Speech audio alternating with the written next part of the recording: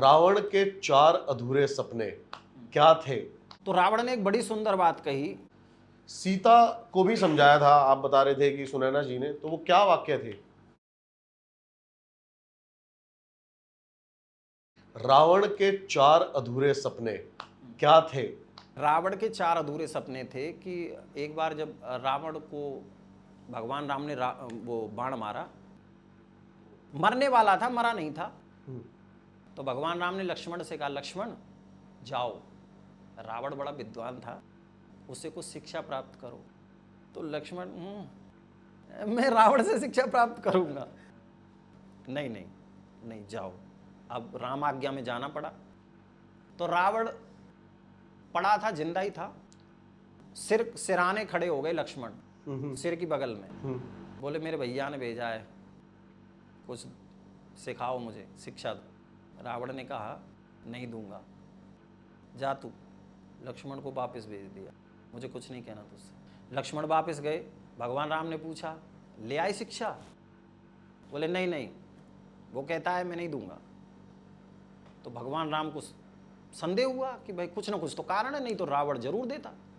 तो भगवान राम ने कहा, कहाँ पे खड़े थे तुम? रावण कहाँ था और तुम कहाँ थे? बोले मैं सिराने खड़ा था। बोले इस बार तुम पैरों के पास खड़े होना। पैरों के पास खड़े होना, क्योंकि शिक्षा लेने वाला सिर पे थोड़ी खड़ा रहता, शिक्षा लेने वाला तो चरणों में रहता है।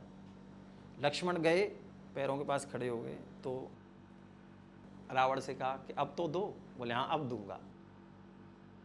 तो रावण ने एक बड़ी सुंदर बात कही कि इंसान को कभी ये नहीं सोचना चाहिए कि ये काम मैं तब करूंगा, ये काम मैं फिर करूंगा, ये काम मैं फिर करूंगा, क्योंकि वो फिर कभी नहीं आता, कल कभी नहीं आता। लक्ष्मण, मेरे जीवन से तू एक ही शिक्षा लेके जा। क्या? बोले कभी भी आज के काम को कल पे मत टाल। तो लक्ष्मण ने पूछा कि आपका कौन सा काम रह गया? बोले मेरे 4 काम बाकी, मेरे भी कुछ सपने जो अधूरे रह गए, जिनको मैं पूर्ण कर सकता था। ऐसा नहीं कि मैं कर नहीं सकता था, वो मेरे अधीन थे। अगर मैं चाहता तो उनको कर सकता था, लेकिन कर नहीं पाया। क्यों पता है? बोले क्यों? क्योंकि मैंने उनको कल पे टाल दिया। अरे इनको तो कल कर, इनको तो परसों कर लूंगा। तो लक्ष्मण ने पूछा ऐसे कौन से सपने थे आप? तो रावण ने बताया कि सबसे पहला मेरा सपना था कि मेरी लंका के चारों तरफ जो समुद्र है ना, उस समुद्र के जल को खारी नहीं रहने दूंगा, इसको मीठा बना।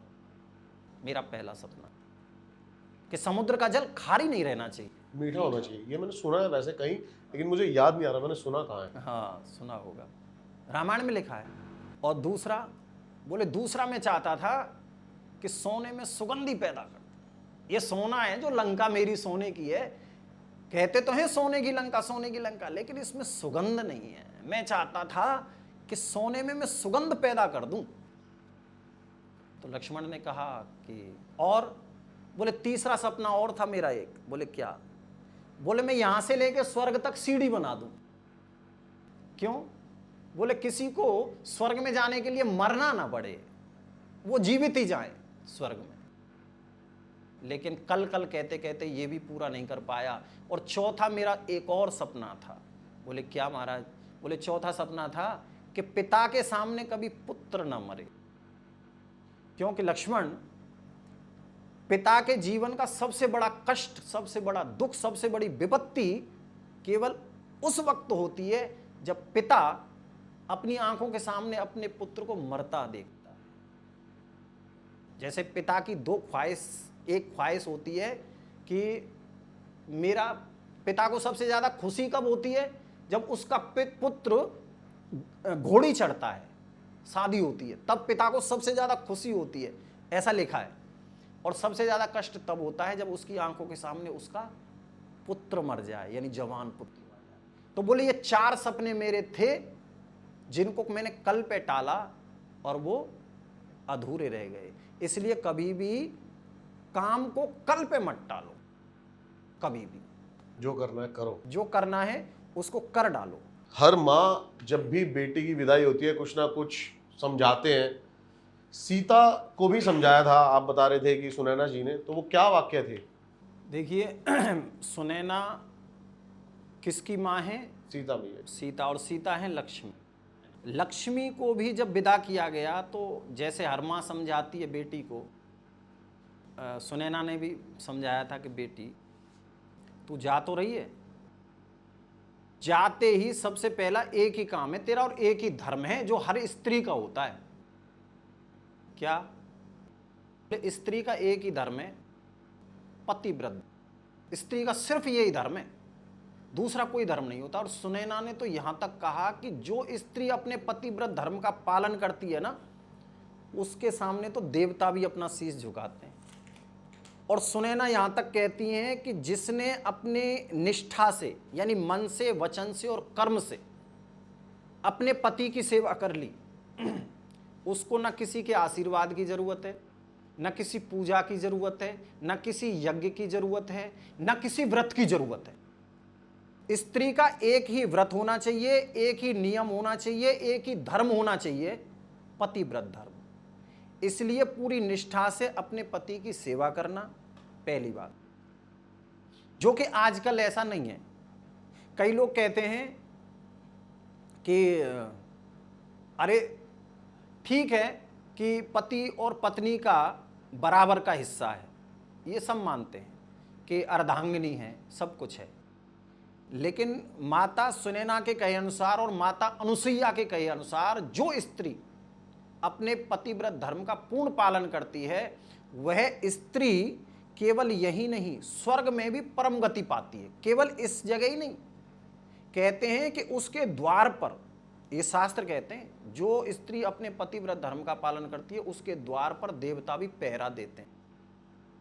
अच्छा, शादी के बाद सिर्फ पतिव्रत धर्म ही काफी नहीं होता। सुनैना कहती हैं कि सिर्फ पतिव्रत धर्म हो और जो ससुर हैं, सास हैं या फैमिली है, परिवार है, पति को ही मानो और उनकी बात ना मानो, ये भी गलत है। सही बात है ना?